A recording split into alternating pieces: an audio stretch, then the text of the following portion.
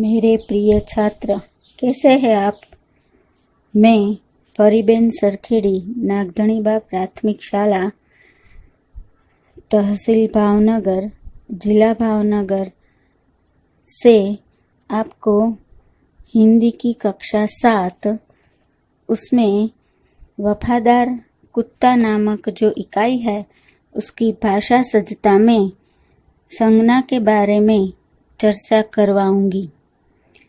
नीचे दिए गए वाक्य को पढ़िए, रेखांकित शब्दों को ध्यान से देखिए। हम किताब के 16वें पन्ने पर है। आशा विमान चलाती है। नर्मदा गुजरात की सबसे बड़ी नदी है। हिमालय भारत का सबसे ऊंचा पर्वत है। नीम गुणकारी पेड़ है।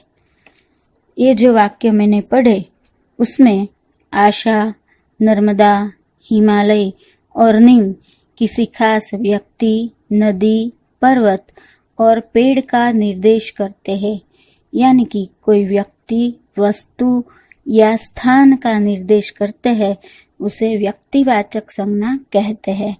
अगर उसकी व्याख्या हम देखें तो किसी खास व्यक्ति, प्राणी या स्थान को सूचित करने वाली संज्ञा को व्यक्तिवाचक संज्ञा कहते हैं। तो यहाँ पर आपको व्यक्तिवाचक संज्ञा किसे कहते हैं वो बात समझ में आ गई होगी। इसे हम मूल्यांकन करेंगे तो निर्देशित शब्दों में से व्यक्तिवाचक संज्ञा के ऊपर सही की निशानी कीजिए। आपकी किताब में कुछ उदाहरण दिए गए हैं जो जातिवाचक संज्ञा और व्यक्तिवाचक संज्ञा के हैं, जैसे तापी, पेड़, नदी, पर्वत, गुजरात, गिरनार, मोहन, देश, सैनिक, वीर सावरकर। इसमें कोई व्यक्ति, वस्तु या स्थान का जो नाम है तो वह व्यक्तिवाचक संज्ञा के उदाहरण है। उसी पर आपको सही का निशान लगाना है। आगे हम देखते हैं। नीचे दिए गए वाक्यों को पढ़िए, रेखांकित शब्दों को ध्यान से देखिए। हमारे देश के सैनिक बहादुर है। हमारी गाय का नाम गौरी है। नदी को लोकमाता कहते हैं। कुत्ता वफादार प्राणी है।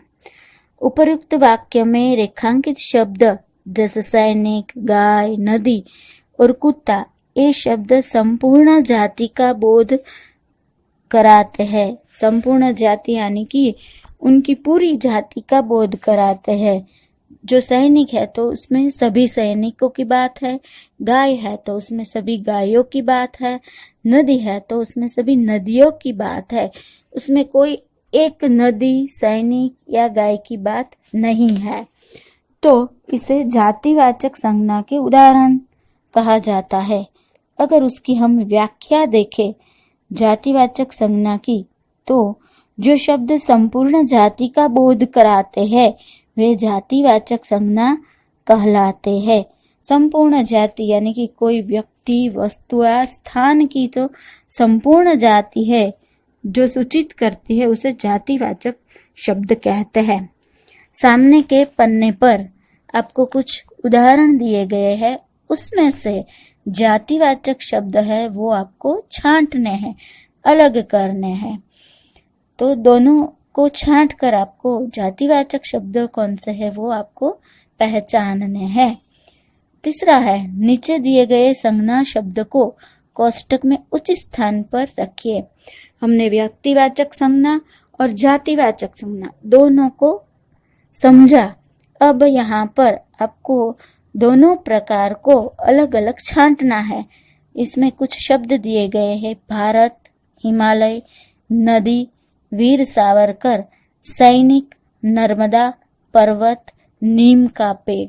तो ये जो शब्द है आपको सही सही समझकर जातिवाचक संज्ञा और व्यक्तिवाचक संज्ञा में अलग अलग छांट कर लिखना है।